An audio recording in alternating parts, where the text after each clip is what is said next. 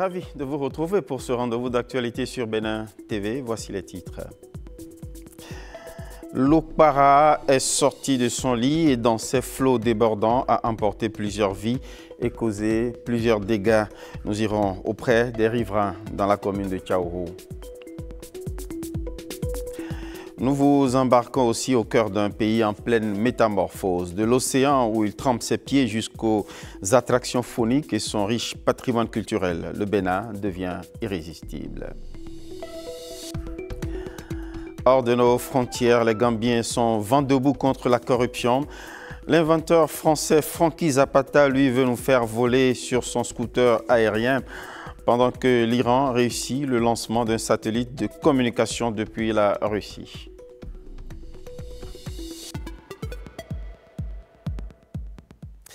Bonsoir à nouveau. Merci de nous recevoir chez vous avec ce journal que nous démarrons avec la Féerie des masques. Ils ont repris leur quartier à Porto Novo après le pari réussi de la première édition. Le Festival des masques repart à la conquête de ces milliers d'inconditionnels et de curieux. Retour sur le premier grand spectacle inaugural, une aventure culturelle dans laquelle nous replonge à Ulvaeus Balogun. Il y a un an, Porto Novo se transformait en capitale vivante du masque pour accueillir la première édition du Festival des masques. Une première qui a tenu toutes ses promesses. L'année dernière, il faut reconnaître que c'était la première édition. Ça a relevé davantage le niveau de ce festival, surtout le niveau d'organisation. Les statistiques ont révélé qu'il y avait plus de 40 000 visiteurs au niveau de la ville en 3 jours. Plus de 40 000 festivaliers venus du Bénin, d'Afrique et d'ailleurs et qui du 1er au 3 août 2024 ont pris part aux différentes manifestations, processions rituelles, concerts, colloques et animations des places Vaudon.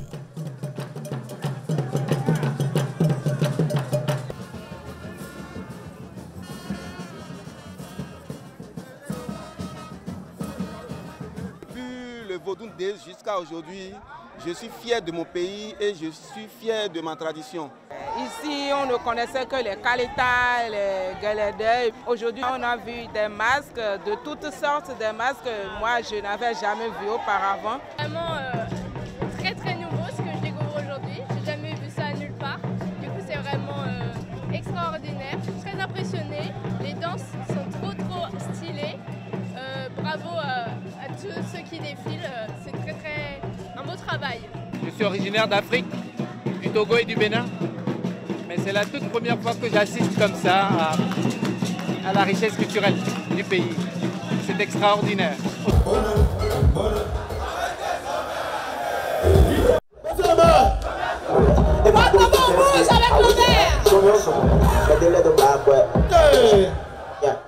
En fait, quand on naît, on grandit. Et grandir, c'est tout ce qu'on souhaite à toute chose, à toute personne et à toute initiative. Donc je suis vraiment contente que ce festival se passe comme ça. Je n'ai pas de mots pour qualifier l'organisation, puisque c'est à 95% parfait. Un défi relevé grâce à l'ambition du gouvernement de valoriser le patrimoine culturel matériel et immatériel du Bénin. Et parlant de patrimoine immatériel, vous savez, la place occupe le vaudou dans notre patrimoine immatériel. Et nous déployons un certain nombre d'activités, d'actions. Nous avons des marqueurs pour que chaque Béninois puisse s'approprier totalement, entièrement ce patrimoine immatériel pour définitivement la culture, pour définitivement le patrimoine, pour la compréhension de soi-même, pour la compréhension de notre pays. Fort de cette réussite, Porto Novo s'apprête à vivre la deuxième édition avec une ambition encore plus grande. Info, trafic à présent. Attention à la façon dont vous stationnez sur la route des pêches. La Société des infrastructures routières et de l'aménagement du territoire, SIRAT, annonce l'interdiction formelle de stationner sur les trottoirs et les caniveaux de part et d'autre de la route des pêches. Décision annoncée le 21 juillet dernier dans un communiqué. Comment et où stationner alors? Suivant Estelle Pazou. Voici les nouveaux parkings de la route des pêches. C'est désormais ici que les usagers devront stationner.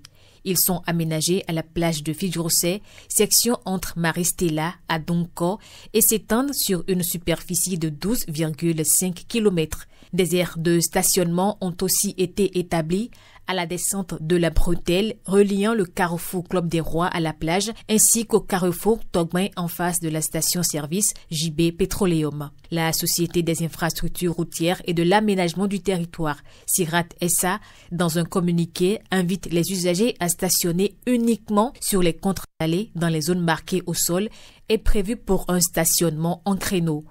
Tout contrevenant s'expose à des amendes routières ou à l'enlèvement de son véhicule par les services de la police républicaine. Cette mesure vise à assurer la sécurité des piétons et préserver les ouvrages en cours de réalisation. On va parler d'un jeune performant. Il a inscrit son nom au tableau des records du baccalauréat. Fort Kossi Germain Torquenou est le premier du Bénin au bac 2025, avec une moyenne qui dépasse 18 sur 20. Information donnée ce matin par le DOB, le directeur de l'office du bac. Les meilleurs par département aussi sont connus. Les départements du Borgo, de l'Atlantique et de l'Ouémé emportent les 3 premières places au plan national. Écoutons le DOB, Alphonse Da Silva. Voici les 3 premiers du baccalauréat 2025. 3e, Mademoiselle Ariolé Hilary Odiane Ephraël Titilayo Omonlayo, série C, du collège catholique Notre-Dame de Lourdes de Porto Novo, avec la moyenne de 18,47. 2e, Monsieur Anan Roderick Dieudonné Raoul Comlan, série D, du collège catholique Pierre-Joseph de Clouvière de Calavi avec 18,59 de moyenne. Quant au premier, il nous vient du département du Borgo, plus précisément de la commune de Paracou. Il a obtenu les moyennes suivantes. 20 sur 20 en mathématiques, 20 sur 20 en PCT, 20 sur 20 en SVT, 19 sur 20 en anglais, 18 sur 20 en histoire-géographie, 16 sur 20 en philosophie, 13 sur 20 en français, soit une moyenne totale de 18,66 sur 20.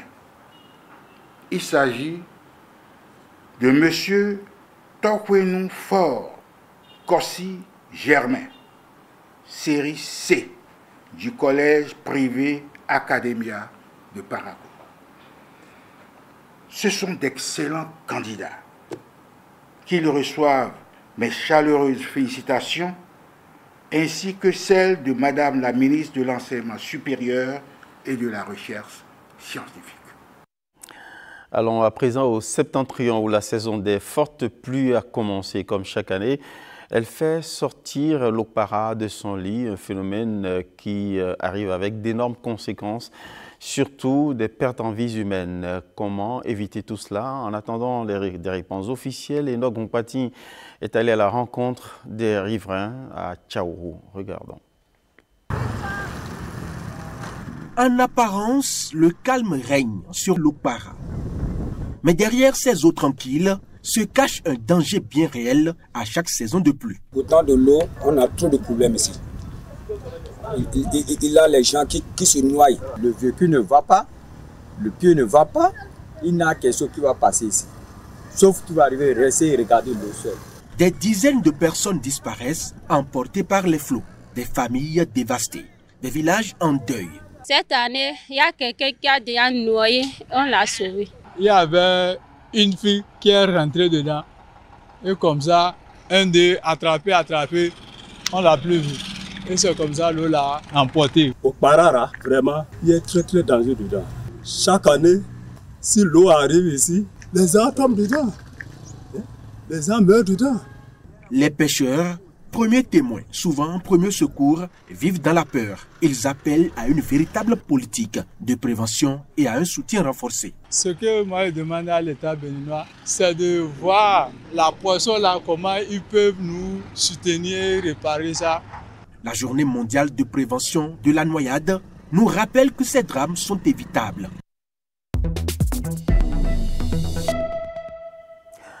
Un petit moment de chauvinisme. Le Bénin, nouveau visage du tourisme africain. Situé au cœur de l'Afrique de l'Ouest, facile d'accès par voie maritime, aérienne et terrestre avec son réseau routier reprofilé, avec un patrimoine touristique et culturel diversifié. Le pays est devenu une destination tout simplement irrésistible.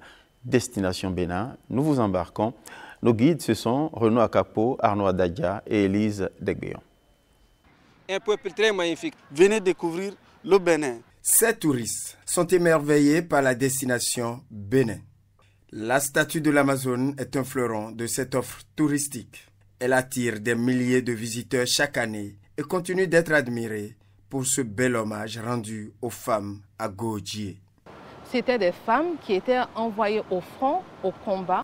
L'esplanade et la statue sont devenues incontournables pour les visiteurs, tout comme le mur du patrimoine, considéré comme le troisième plus long mur de graffiti au monde, après ceux du Brésil et des Émirats arabes unis. Mon souhait, avant que je ne sois plus sur cette terre, à la fin des fresques, là, s'il y avait un artiste qui venait poser l'image de Cassave entre toutes ces fresques, ce serait un bonheur. Des rives paisibles de la Venise africaine au sanctuaire de la cité de Ouida, en passant par la magnifique route des pêches, chaque escale révèle une facette d'un patrimoine touristique et culturel riche et varié. Vous avez beaucoup d'attraits touristiques. La visite par exemple de la forêt sacrée, vous avez le musée d'histoire de Ouida.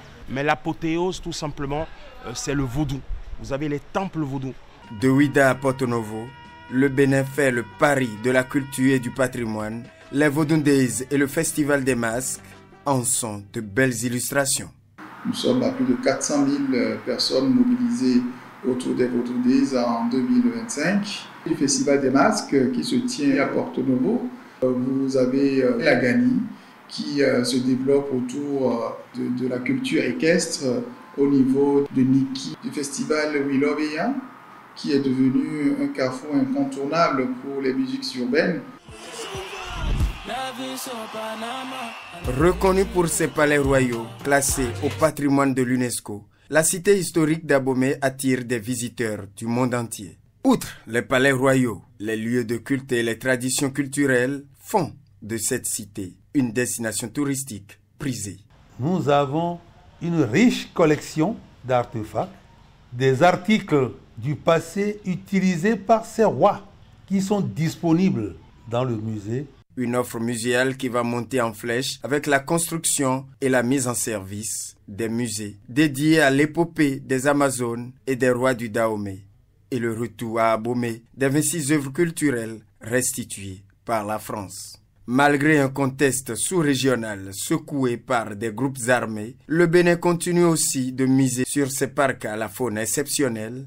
Le parc national du W ainsi que celui de la Pandjari demeurent des espaces très appréciés par les amateurs de safari. Avec sa politique d'exemption de visa pour les séjours de courte durée, le Bénin est facile d'accès pour les visiteurs du monde entier. Cotonou étant classé par Jeune Afrique comme la ville la plus propre de toute l'Afrique de l'Ouest. Le gouvernement a fait un travail formidable pour pouvoir ramener quand même la part de tourisme au niveau du PIB là, à au moins 2 chiffres, c'est-à-dire à au moins 10%.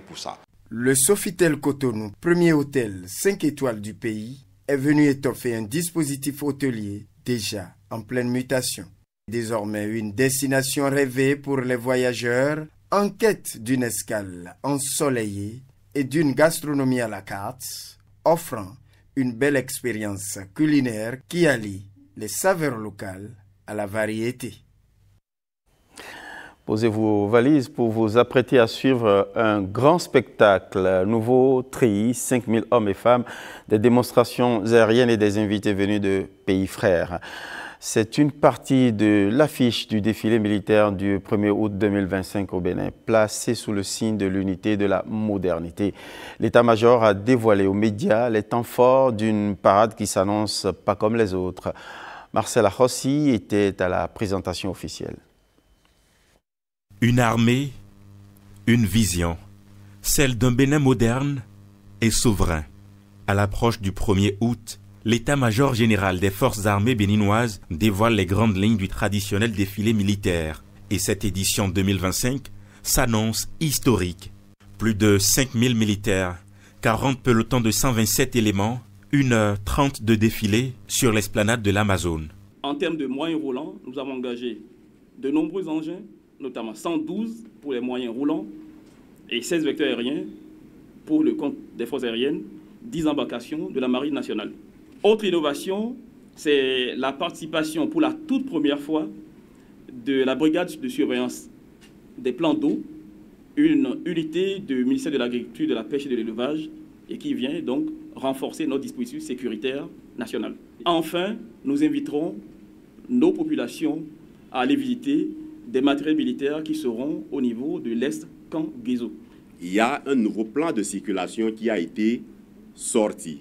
Toutes les pénétrantes et les rocades qui donnent accès au lieu de défilé seront fermées. Au niveau des carrefours et points stratégiques de la ville, il y a des fonctionnaires de police qui ont été positionnés pour orienter et guider les usagers de la route pour éviter tout désagrément. Pour l'année 2025, le défilé militaire qui aura, la tribune qui sera dressée, qui est en train d'être dressée, a été entièrement mise en place par le génie militaire, ce qui, encore une fois, montre bien le niveau de professionnalisme des forces armées béninoises. La grande nouveauté, l'uniforme Ripstop, un treillis digitalisé au motif pixelisé, conçu pour s'adapter aux exigences contemporaines. Cette tenue est venue pour améliorer les conditions de vie et de travail des personnels militaires qui sont déployés sur le terrain. La tenue que vous voyez, que je porte aujourd'hui, est beaucoup plus ergonomique que l'ancienne tenue. Sur le plan diplomatique, la Côte d'Ivoire a déjà confirmé la présence de ses troupes. Le Ghana, le Togo et le Niger sont également invités.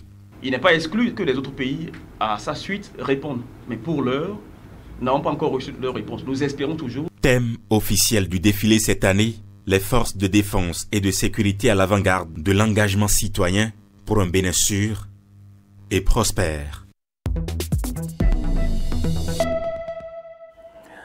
Alors à présent, dans l'univers d'un centre d'appel qui s'est progressivement mué en centre d'innovation technologique et de conquête de marché partout sur la planète. C'est un univers qui fascine les jeunes et qui devient progressivement un vivier d'emploi. Il a provoqué le détour d'une forte délégation de ministres conseillers séduits par des exploits technologiques qui font écho. Alain Sochoumen et Ernest Tétégou nous y amènent. Une visite de terrain pour constater les efforts consentis dans ce centre de formation. 3 ministres conseillers sont ici dans ce qui n'était, il y a encore peu, qu'un call center. Vous savez, on a une vague de jeunes qui viennent d'avoir le bac, n'est-ce pas? Donc, de les aider à s'orienter, de voir les possibilités qu'il y a dans le pays pour qu'ils puissent choisir leur formation en fonction. J'ai vu un écosystème extraordinaire pour le bien-être des employés. Il y a le call center, il y a une école de formation en intelligence artificielle, un certain nombre de choses dans le métier informatique qui donnent des compétences rapidement. Et les jeunes qui crient qu'il y a du chômage devaient venir voir ce qui se passe ici. Ça existe des endroits au Bénin où on peut se former et devenir un professionnel de quelque chose. Le mieux-être, c'est tout près de nous ici, mais nous n'y avons pas conscience. C'est ça ce qui fait ma peine aujourd'hui. C'est une société qui utilise 1500 employés. Eux tous sont partis de nulle part pour devenir grands aujourd'hui. Le centre VIPP Interstice dispose aujourd'hui de plusieurs services. Un environnement de travail spécial où excellent près de 1500 jeunes. Cette entreprise a pu développer d'autres activités, notamment des activités qui sont liées au BPO, Business Process Outsourcing, c'est-à-dire qu'à partir du Bénin, on opère pour des entreprises qui sont à l'étranger. L'entreprise a également développé, grâce à l'accompagnement du gouvernement, une autre activité qui est une école de formation en code. Donc du coup, tous nos jeunes béninoises et béninois peuvent trouver ici en fait un lieu pour pouvoir se former en informatique et en code. Cet univers de travail est le résultat de la politique attractive pour l'environnement des affaires initiée et implémentée par le gouvernement depuis 2016. Nous vous emmenons à présent au Palais Royal de Kétou qui a accueilli entre-temps le ministre conseiller au tourisme, à la culture, aux arts et au sport haïbatin. Jonas Anton s'est rendu au palais de Ala Kétou dans le cadre de la tournée nationale de vulgarisation de la loi sur la chefferie traditionnelle. Sur cette trace, Yves-Patrick Loco et Calvador Manon.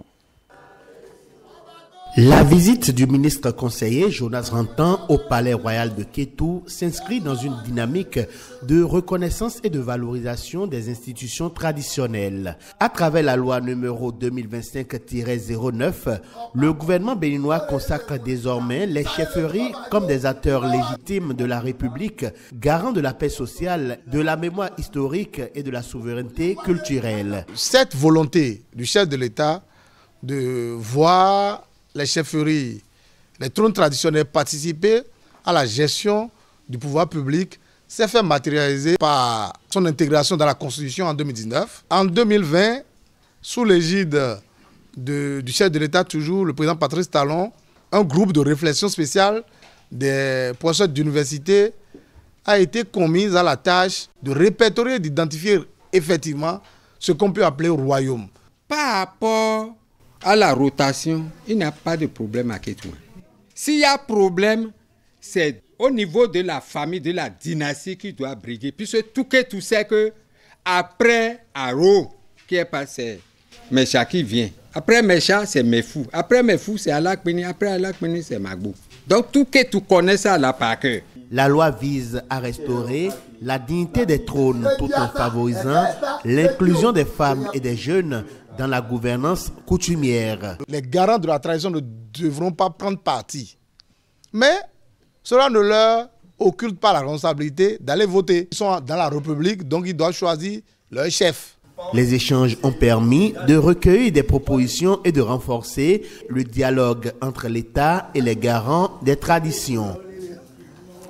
5 membres de la Cour constitutionnelle sont honorés. Ils ont été reçus dans divers ordres nationaux du Bénin à la faveur d'une cérémonie de décoration présidée par la vice-présidente de la République, grande chancelière des ordres nationaux du Bénin. Témoins, Ghislaine Bamidele Ademi et Rodrigue Blandomin.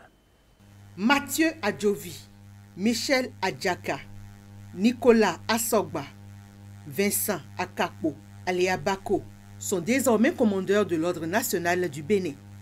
Plus qu'un honneur, cette décoration est pour les récipiendaires une invite à mieux servir la nation. Cette décoration ne célèbre pas seulement des parcours individuels. Elle consacre avant tout une responsabilité collective, celle de nous voir œuvrer avec loyauté, rigueur et humilité au service de notre pays, le Bénin. Servir davantage la nation et montrer son attachement à ses valeurs et à ses principes, c'est en effet la mission assignée aux récipiendaires. Depuis sa création le 7 juin 1993, à ce jour, la Cour constitutionnelle a assuré la régularité des scrutins et géré les contentieux électoraux de 7 élections présidentielles et 9 élections législatives. Elle tire sa force et sa crédibilité de l'expertise développée par ses membres durant des décennies, de leur conscience professionnelle, leur civisme, leur patriotisme, leur loyauté à la République. Avec cet aéropage d'experts du droit, de la politique et du social, nous devons envisager les élections générales de 2026 dans la quiétude, la sérénité et l'espérance. Le pays vous est donc reconnaissant, chers récipiendaires, pour vos réalisations communes et attend beaucoup de vous durant la suite de votre mandat. Cette décoration, en même temps qu'elle est un droit acquis d'office dès votre nomination, est aussi et surtout une invitation au dépassement, à l'excellence. La nation tout entière attend beaucoup de vous dans l'exercice de vos hautes charges et compte sur vous pour le renforcement de sa stabilité, de sa tranquillité et pour son progrès. Désormais inscrit dans l'ordre national du Bénin, la distinction de ces membres de la Cour constitutionnelle est la preuve de leur probité et le symbole de leur engagement à servir la République. Hors du Bénin, les Gambiens protestent contre la corruption après de récents scandales. Le mandat d'arrêt visant l'ex-président syrien Bachar el-Assad est annulé en France, pendant que l'inventeur français Franky Zapata teste sa dernière création, un Air Scooter, un avion tout à fait personnel. Et on va aussi voir les images du lancement d'un satellite de communication iranien depuis une base russe. On voit les images sur un récit de Heureuse Danolé. Des milliers de Gambiens manifestent à Banjul. Ils dénoncent la corruption au sein du gouvernement et réclament justice suite à plusieurs scandales récents. En Gambie, tout le monde pense que la corruption et la pauvreté ne sont pas innées. Nous vivons depuis si longtemps sous le jeu du pillage et de la spoliation et la corruption est endémique dans ce pays, explique Fallou Galas, l'un des organisateurs de la manifestation. L'Assemblée plénière casse l'arrêt de la Chambre de l'instruction. Le mandat d'arrêt visant l'ex-président syrien Bachar al-Assad est annulé en France. Le mandat d'arrêt délivré alors que M. al-Assad était encore chef d'État en exercice était régulier.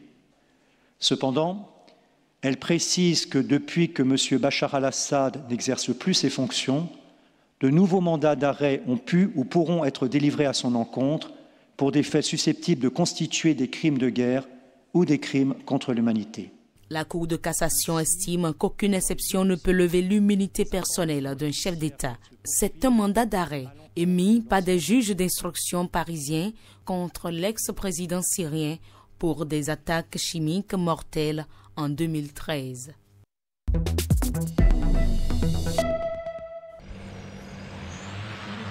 L'inventeur français Franky Zapata est de retour avec un nouveau défi aérien. Cette fois, il espère traverser le nord de la France jusqu'à la commune de Douvres à bord de sa dernière création, l'Air Scooter, un avion personnel qu'il décrit comme plus facile à piloter et conçu pour être partagé. Zapata qualifie cette journée de jour de célébration après 5 années de développement intensif. La tentative de vol a malheureusement échoué car son inventeur a dû amérir d'urgence après son départ.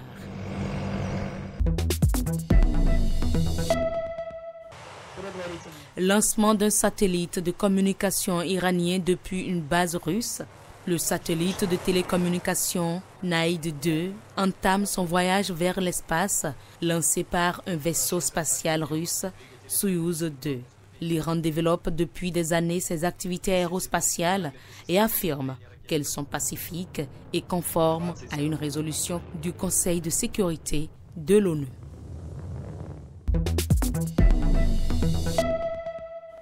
C'est la fin de ce journal. Merci pour votre fidélité. Vous sachant bien les pieds sur terre, nous vous invitons à bien vous caler dans vos fauteuils pour suivre après ce journal en nouvelle diffusion le divertissement guichet fermé animé par Brigitte Oussou, Charles-Andy Adjadaon et Edwige Clousset. À 21h30, nous vous donnons rendez-vous avec un documentaire intitulé « Dans la tête d'un indécis ». Oui, nous irons dans la tête d'un indécis. La vie est faite de petites décisions jusqu'à des grandes résolutions. Et oui, la vie n'est qu'une succession de choix à faire au quotidien, à tout instant et souvent très vite. On verra comment ça se passe dans la tête d'un indécis. À 22h30, On vous donne rendez-vous avec le magazine Les Maternelles d'Afrique, 23h, les annonces nécrologiques, 30 minutes après, le dernier rendez-vous de l'actualité sur Bénin TV. Merci de rester en notre compagnie. Bonsoir chez vous.